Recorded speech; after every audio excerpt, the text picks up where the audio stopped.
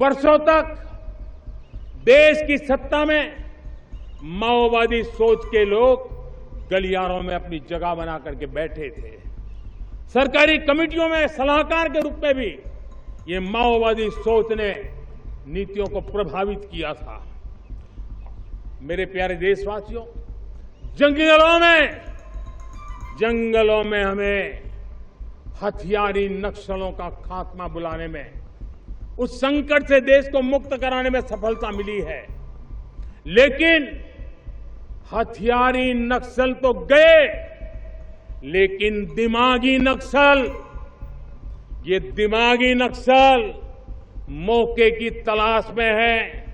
हिंसा, अराजकता के वो रास्ते खोज रहे हैं, समाज को गलत राह पर घसीटने के लिए भांति भांति के दांव कर रहे हैं। इन दिमागी नक्सलियों को पहचानना होगा, इन दिमागी नक्सलियों को आइसोलेट करना होगा और राष्ट्र को विकसित राष्ट्र बनाने की मुख्य धारा की ओर देश की युवा पीढ़ी को जोड़ना होगा। लेकिन दिमागी नक्सल की सीमा कौन तय करेगा? अगर किसी असहमति रखने वाले बुद्धिजीवी, पत्रकार, सामाजिक कार्यकर्ता या अकादमिक को केवल सरकार की आलोचना के आधार पर दिमागी नक्सल कह दिया जाए तो यह लोकतांत्रिक असहमति और वास्तविक माओवादी समर्थन के बीच की सीमा को धुंधला कर देता है। पहले अर्बन नक्सल, अब दिमागी नक्सल। 15 अगस्त पर लाल किले से प्रधानमंत्री नरेंद्र मोदी के निशाने पर कौन था? प्रधानमंत्री नरेंद्र मोदी ने लाल किले से राष्ट्रीय ध्वज तिरंगा फहराया। लाल किले की प्राचीर से पीएम मोदी ने राष्ट्र को संबोधित करते हुए देश की नई दिशा, संकल्पों और विकास की भावी योजनाओं का खाका खींचा। लाल किले से पीएम मोदी ने दिमागी नक्सल शब्द का इस्तेमाल करके देश को सुरक्षा, वैचारिक स्थिरता और सामाजिक एकता से जुड़ा एक स्पष्ट और सख्त संदेश देने का प्रयास किया।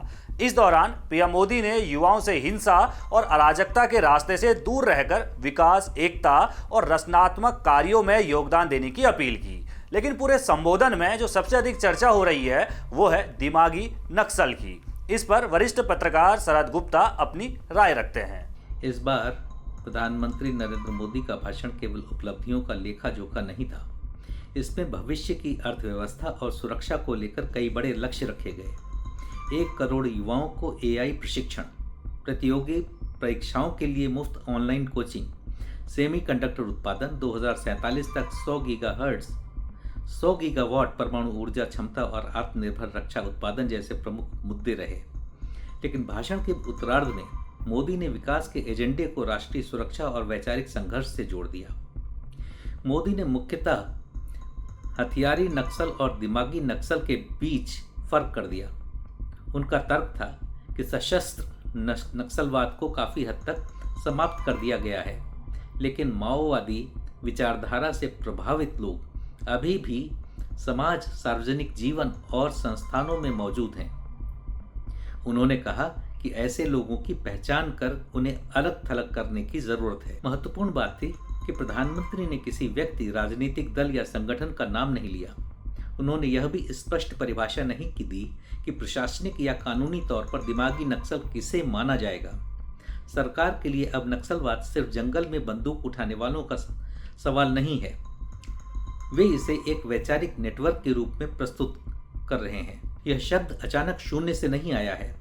भारतीय राजनीति विमर्श में पिछले कुछ वर्षों से अर्बन नक्सल शब्द का इस्तेमाल उन बुद्धिजीवियों, कार्यकर्ताओं और सरकार के आलोचकों के लिए किया जाता रहा है जिन पर माओवादी विचारधारा से प्रभावित होने के आरोप लगाए जाते रहे हैं। दिमागी नक्सल उसी विमर्श को एक नया राजनीतिक शब्द देता है। फर्क यह है कि अर्बन नक्सल भौगोलिक संकेत देता था, शहरों में बैठे नक्सलवाद के समर्थक, लेकिन दिमागी नक्सल एक वैचारिक संकेत देता है, दिमाग या विचार के स्तर पर नक्सलवाद। यह ज़्यादा व्यापक और इसलिए ज़्यादा राजनीतिक रूप से प्रभावशाली शब्द है। मोदी ने बिना नाम लिए एक ऐसा राजनीतिक वर्ग चिन्हित किया जिसे वे राष्ट्र विरोधी नहीं तो कम से कम राष्ट्र के विकास और स्थिरता के लिए बाधक वैचारिक शक्ति के रूप में प्रस्तुत करते हैं।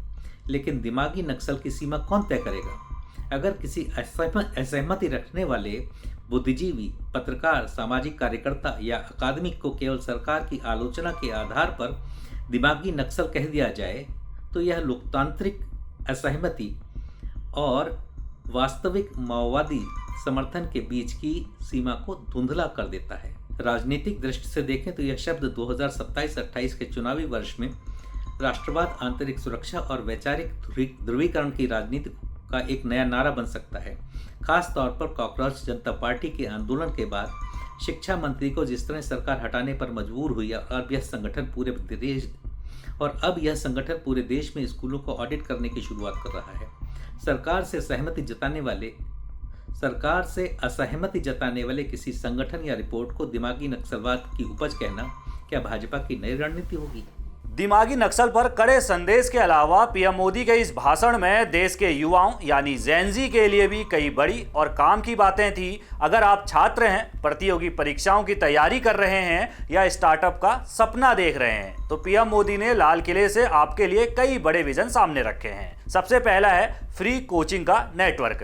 अब देश के छोटे छोटे शहरों और गांवों के होनहार बच्चों को महंगी कोचिंग फीस के चक्कर में पीछे नहीं हटना पड़ेगा। सरकार एक ऐसा डिजिटल और ऑन ग्राउंड सिस्टम तैयार कर रही है जहां प्रतियोगी परीक्षाओं की तैयारी के लिए देश की टॉप फैकल्टीज और स्टडी मटेरियल बिल्कुल मुफ्त होगा।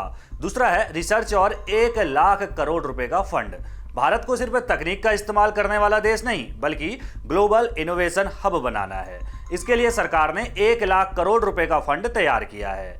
आज हमारे देश में 2.5 लाख से ज्यादा स्टार्टअप्स काम कर रहे हैं और 28 साल की औसत उम्र के युवाओं ने तो अपने ट्रायल सैटेलाइट तक लॉन्च करके दिखा दिए हैं। तीसरा जो विजन है, विदेश जाने की जरूरत नहीं, भारत में मिलेगी ग्लोबल डिग्री।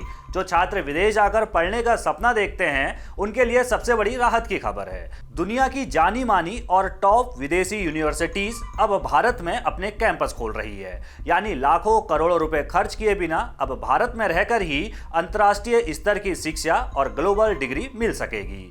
प्रधानमंत्री नरेंद्र मोदी ने पिछले 10 से 12 सालों में देश के एजुकेशन और मेडिकल इंफ्रास्ट्रक्चर में आए बड़े बदलाव का आंकड़ा भी पेश किया, जिसमें 650 नई यूनिवर्सिटीज, मेडिकल सीटों में बढ़ोतरी, 35 साल बाद नई शिक्षा नीति, दुनिया का सबसे सस्ता इंटरनेट की बात कही। पीएम मोदी ने अपने भाषण में सप्तधारा का जिक्र करते हुए देश को अगले 5 सालों का एक क्विक और एक्शन ओरिएंटेड प्लान दिया।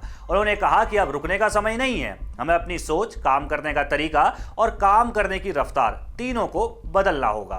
प्रधानमंत्री का लक्ष्य है कि जो काम पिछले 5-7 दशकों में नहीं हो पाए उन्हें आने वाले 5 से 7 सालों में पूरा करना है। इसके लिए सबसे बड़ा जोर मैन्युफैक्चरिंग सेक्टर पर दिया गया है। प्रधानमंत्री का फोकस डिजाइन से लेकर मैन्युफैक्चरिंग तक रहा। उन्होंने कहा भारत को अब छोटे छोटे पुर्जों से लेकर बड़े और जटिल उत्पाद खुद बनाने होंगे। पूरी सप्लाई चेन भारत के भीतर ही तैयार होगी। भारत को दुनिया के लिए सप्लाई का एक भरोसेमंद केंद्र बनना है। इसके लिए कास्ट, क्वालिटी और स्केल के वैश्विक मानकों पर खरा उतरना होगा। पीएम मोदी ने पंजाब के लुधियाना से लेकर तमिलनाडु के तिरुपुर तक का उदाहरण दिया और कहा भारतीय टेक्सटाइल, मशीनरी और दवाओं के क्षेत्र को एक नई ऊंचाई पर ले जाने का लक्ष्य है। पीएम मोदी का कहना था कि विकसित भारत के निर्माण के लिए समाज, किसान और हम सभी को अपनी पारंपरिक व्यवस्था में बड़े बदलाव लाने होंगे और एक नई दिशा में तेज रफ्तार से आगे बढ़ना होगा। हमारे मध्यम वर्गीय परिवारों के सामने एक बहुत बड़ा बोझ बन चुका है कोचिंग क्लासेस की स्पर्धा। हर माँ बाप को लग रहा है कि कोचिंग क्लास में बच्चे को नहीं भेजा तो हम प्रतिष्ठित परिवार नहीं है। इन गरीब और मिडिल क्लास परिवारों की हम चिंता करते हुए हजारों करोड़ रुपए का उनका खर्च है वो भी बचे, बेटे भी अपने आसपास रह सके, उनकी देखभाल हो सके, परिवार पर आर्थिक बोझ न आए। और इसलिए हमने युवाओं के लिए विभिन्न परीक्षाओं की फ्री ऑनलाइन कोचिंग हमने करने का निर्णय किया है। डिजिटल पब्लिक इंफ्रास्ट्रक्चर है, हमारे पास उत्तम टैलेंट है, टीचर्स हैं। उन संसाधनों को जोड़ करके हम देश के नौजवानों को फ्री कोचिंग देने का एक पूरा नेटवर्क हम खड़ा करने वाले हैं। हम स्टार्टअप ओपन कर दिया, आपने देखा होगा भारत के प्राइवेट स्टार्टअप 28 साल की एवरेज उम्र के बच्चों ने, नौजवानों ने दुनिया में पहले ही ट्रायल में अपना सैटेलाइट लॉन्च कर दिया और रॉकेट लॉन्च कर दिया उन्होंने। बहुत बड़ा काम कर दिया है साथियों। आज करीब 2.5 लाख से ज्यादा रजिस्टर्ड स्टार्टअप है। हमने पिछले दिनों एआई इंपैक्ट समिट किया था। एआई का विस्तार बहुत तेजी से बढ़ रहा है। लाल किले से मैं देश के नौजवानों के लिए घोषणा करना चाहता हूं। हमने तय किया है कि आने वाले 1 वर्ष में 1 करोड़ युवाओं को एआई स्किल के लिए ट्रेनिंग देने का हम काम करेंगे। मेरे देश की युवा शक्ति है। विकसित भारत की यात्रा में युवाओं की बहुत बड़ी भूमिका है। इतना ही नहीं, विकसित भारत का सबसे बड़ा लाभार्थी भी मेरे देश का युवा है और इसलिए हमें विकसित भारत के लक्ष्य को युवाओं के साथ जोड़ करके आगे बढ़ाना है। युवाओं हमारी सर्वोच्च प्राथमिकता के साथ हमें आगे बढ़ना है। साथियों, पिछले 10-12 साल में उस दिशा में बहुत कुछ हुआ है। स्टार्टअप इंडिया अभियान, आज पूरे देश में 2.5 लाख से ज्यादा रजिस्टर्ड स्टार्टअप बन गए। देश के नौजवान खुद तो काम कर रहे हैं, अनेकों को रोजगार दे रहे हैं। 1 लाख करोड़ रुपया इनोवेशन फंड भारत सरकार ने घोषित किया है। मैं देश को, नौजवानों को कहना चाहता हूं, आप अपने सपनों को लेकर के आइए, संसाधनों की कमी नहीं रहने देंगे। 1 लाख करोड़ रुपया आपके दिल दिमाग को सामर्थ्य देने का एक व्यवस्था हमने कर दी है। रिसर्च के नए अवसर मिले, डिजिटल इंडिया के नए सस्ते डेटा, ये युवाओं को सशक्त किया। दुनिया में सस्ता डेटा कहीं है तो भारत की धरती पर है और देश के नौजवानों को उसने नई ताकत दी है। स्किल इंडिया हमने नेशनल प्रोग्राम बनाया है। स्पेस सेक्टर को हमने ओपन कर दिया। नेशनल ड्रोन पॉलिसी हमने बनाई है। खेलो इंडिया पॉलिसी बनाई है। 35 वर्षों तक एजुकेशन पॉलिसी नहीं थी, नई एजुकेशन पॉलिसी लेकर के आए हैं।